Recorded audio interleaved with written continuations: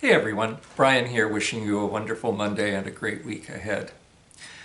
We've been looking in this video series at how the Bible can help us understand how the soul that is within us actually works, how we can identify it, recognize it when it's speaking to us, how we can further embrace it and make it a living part of our lives, and how we can celebrate, name it, and be able to build on it as we share our lives with others. The soul is a funny thing. It's absolutely available to us. We all recognize it. We all know it. It's that part of our conscious being that puts value on life, that appreciates the zest or zing of life, that is drawn into the passion of life. It's what recognizes beauty, but also what recognizes ugliness. It's what embraces and fully engages with that which is the best within us. But it is also one that is repelled by the worst that we can be. It dances through our life. And as I say, we recognize it all the time in our everyday lives. What's happened in the 20th century, and probably since the Enlightenment right up until our own 21st experience, is that the soul has been pushed farther and farther and farther away from having the meaning, the significance, the beauty, the joy, the gratitude, the spiritual enrichment that it can offer us as we've become more and more secular, more and more humanist, and in fact, more and more atheist. That's because the soul, it does dance with and give pleasure to and meaning and liveliness to the everyday things of life. But it doesn't stop there. And I think this is what's made modern people nervous. The soul knows no boundary between how it responds to the everyday concrete things of life and how it responds or nurtures us to understand the numinous spiritual realities that exist beyond or outside of the realm of the concrete things of life. So we've kind of, in the last, a couple of hundred years, gotten further and further and further away from embracing the soul. And we don't look at Scripture for an invitation to understand the soul anymore, even though these stories, almost all the Bible stories, emerge from people who cared very deeply about their own soulfulness within themselves. Right now we're looking at Jesus himself, and we've been playing around in the Gospel of John. So I'm going to read a story from the second chapter of John, very early in the Gospel, a famous one. It's the turning of water into wine at the wedding feast of Cana. 3 days later, there was a wedding in the village of Cana in Galilee. Jesus' mother was there. Jesus and his disciples were guests also. When they started running low on wine at the wedding banquet, Jesus' mother told him, "They're just about out of wine." Jesus said, "Is that any of our business, Mother, yours or mine? This isn't my time. Don't push me." She went ahead anyway, telling the servants, "Whatever he tells you, do it." 6 stoneware water pots were there, used by the Jews for ritual washings. Each held 20 to 30 gallons. Jesus ordered the servants fill the pots with water, and they filled them to the brim. "Now, fill your pitchers and take them to the host," Jesus said, and they did. When the host tasted the water that had become wine, he didn't know what had just happened, but the servants, of course, knew. He called out to the bridegroom, "Everyone I know begins with their finest wines, and after the guests have had their fill, brings in the cheap stuff. But you've saved the best till now." This act in Cana of Galilee was the first sign Jesus gave, the first glimpse of his glory, and his disciples believed in him. All right, so what do we learn about soulfulness from this story? The first thing I want to point out is John is clear that Jesus' first sign, as he calls it, please notice he doesn't call it a miracle.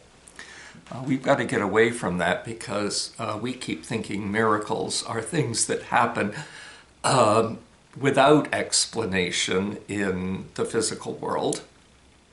I don't think Jesus did anything, or the gospel writers write anything, that would contradict the physical world or the laws of God. I don't see God ripping up his own laws, but celebrating them in his experience and interaction with humanity, and certainly in Jesus' life.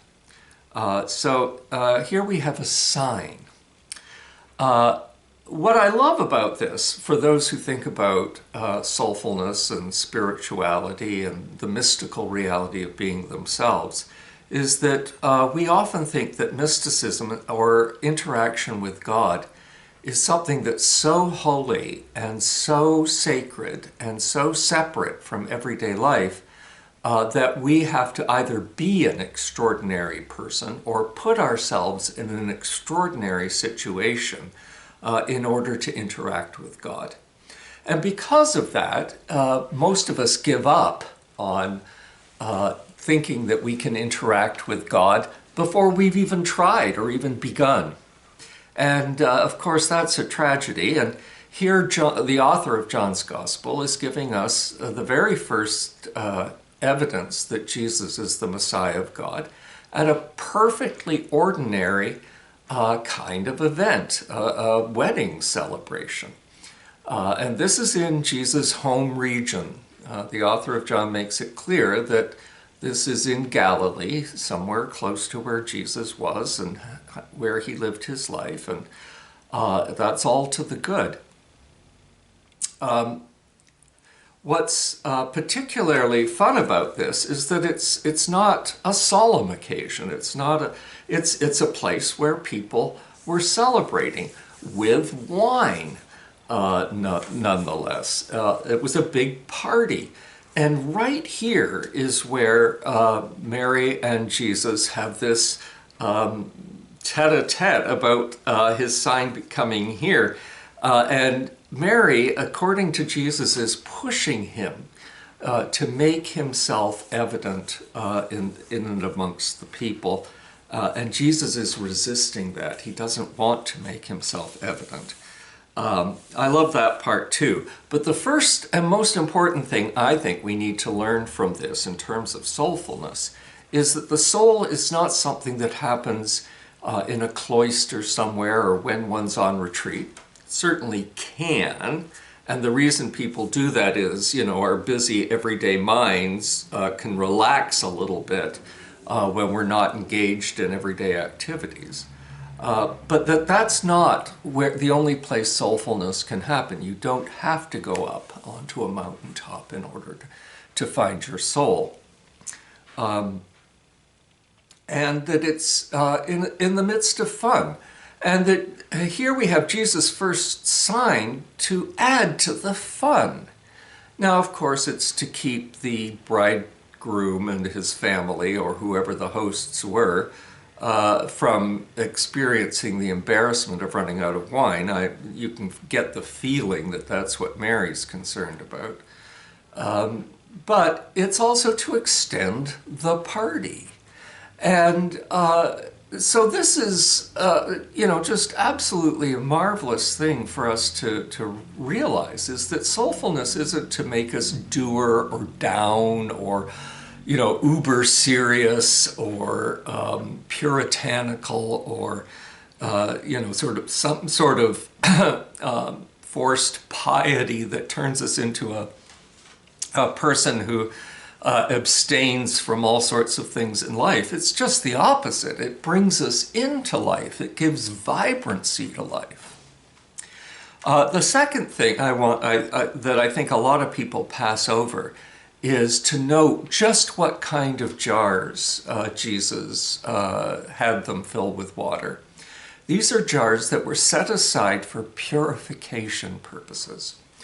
Now, we have to understand that back in first century Judaism, there was a lot of rules and laws about staying pure, staying within the Jewish covenant with God. And this was particularly important, of course, while Jews were living within the confines of the Roman Empire. First of all, with all those Romans running around in their country, it was very easy to get sullied. Not that it wasn't easy to get sullied all the time anyway, but it was particularly easy to end up sullied.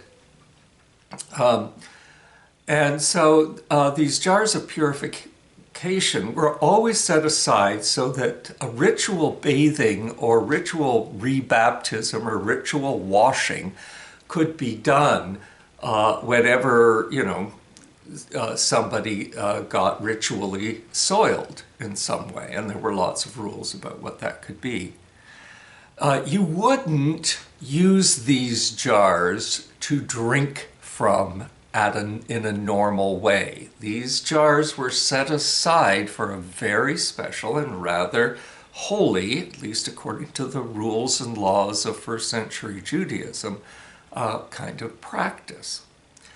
And to me, it's absolutely wonderful that Jesus, to continue the party at a wedding, makes use of these ritual jars. This tells us something else about how the soul works. The soul is alive and working all the time. The soul is always nurturing and encouraging us literally to dance through life. Not that every dance is a jig. Sometimes it can be a very serious, dance. But nevertheless, to embrace life full of joy. One of the things that can bind us from joy is a kind of false imposed piety of the church, a strict moral sense that sometimes gets in the way of even knowing what the soul is doing. And Jesus ran into trouble with Pharisees and Sadducees and Jewish ritual lawyers all the time through the Gospels. And I don't think he lived, died, and rose again so that we could toss out the Jewish laws and then just create a whole bunch of piety laws ourselves. Of course, we need some kind of structured life in order to live peaceably so that we can pursue these things. But that structure should never get in the way of our being able to see where God's goodness is actually arising. So that's a very small point in the parable or in the story as we hear it. But first century Jews would have picked up on it very, very quickly, that Jesus was using these jugs set aside for ritual purification in order to continue the celebration of this wedding feast. His disciples recognized this. Finally, we have the last thing that we really can learn from this, is that when we see something good and marvelous, generous and kind, thoughtful, and adds to the joy of life, when we see that, we are seeing the goodness of the Messiahhood of Jesus. I think it's very important that we keep our eyes focused on these things. So when something generous happens, something marvelously good happens, do as Jesus' disciples did, which is to recognize that this is God at work in the world. Our sense of being marveled by goodness generosity, kindness, thoughtfulness. All of these things come out of soulfulness. And as a matter of fact, if you have a purely atheistic, secular view, all of those qualities that we nevertheless experience interiorly are pushed aside to sort of abstract quirks that have happened in the anthropology of our evolution as a way to keep us together as clans of people so that we could hunt and gather and form community. We poor creatures without fur or fangs or claws. But we have this much more helpful set of realities, these experiences that do draw us into community. The hypothesis of secular humanists and atheists has to be that they don't have any objective reality, that they're just ways our brains have developed in order to keep us together. The hypothesis of Abraham and the subsequent religions of Judaism, Christianity, and Islam is that these reflect true and real things, even if scientific method does not know how to find kindness, generosity, goodness, beauty, and joy in the world. It could be that the scientific method can't narrow those things down and give us laboratory experiences of them. But it does mean that we can hypothesize that they're real. And when they're real, and we experience them interiorly, we can be disciples of Jesus by recognizing the beauty of a real God really interacting in our real lives.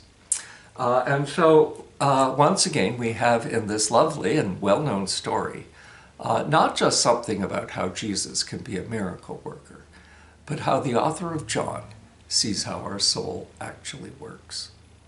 Have fun thinking about this, and I'll have another video for you next Monday. Take care and God bless.